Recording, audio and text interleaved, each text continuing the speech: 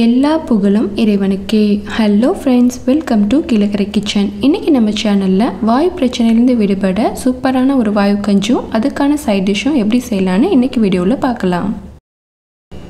இது செய்கிறதுக்கு நான் 100 கிராம் சாப்பாட்டு அரிசி எடுத்திருக்கேன். இதை நல்லா வாஷ் பண்ணிவிட்டு ஒரு குக்கரில் சேர்த்துக்கிடலாம்.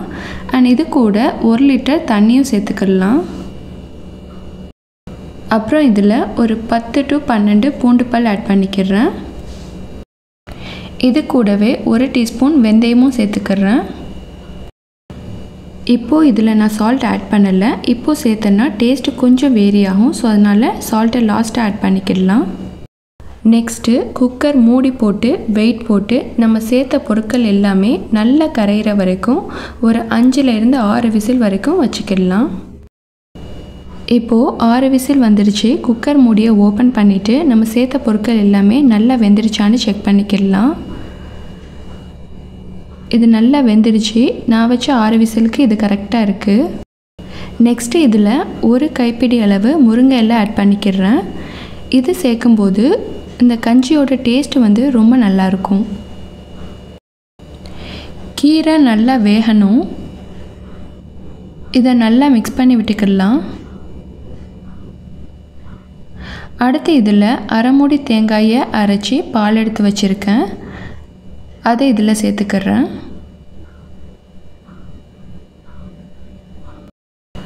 தேங்காய் பால் சேர்த்தா தான் இந்த கஞ்சி ரொம்ப டேஸ்ட்டாக இருக்கும். இது சேர்க்காட்டா அந்தளவுக்கு டேஸ்ட் இருக்காது. இப்போது இது எல்லாத்தையும் நல்லா கலந்து விட்டுக்கிடலாம்.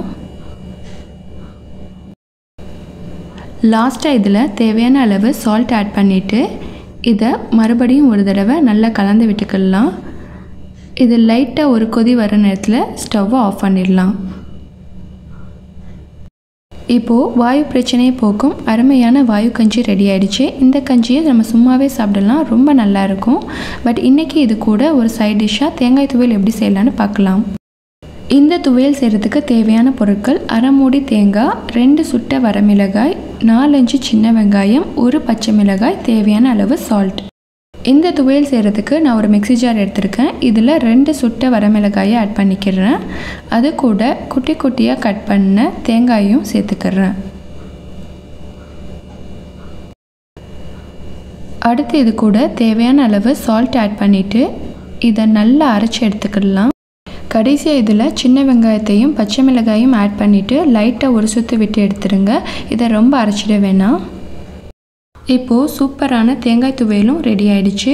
வாயு பிரச்சனை உள்ளவங்க வாரத்துக்கு 2 முறை இந்த மாதிரி செஞ்சு சாப்பிடுங்க. அண்ட் இது கூட சைட் டிஷ்ஷாக தேங்காய் துவையலும் வச்சு சாப்பிடும்போது ரொம்ப அருமையாக இருக்கும். கண்டிப்பாக இந்த ரெசிபியை நீங்களும் வீட்டில் ட்ரை பண்ணி பாருங்கள். பிடிச்சிருந்தால் please like, comment, share and subscribe my channel. Thank you.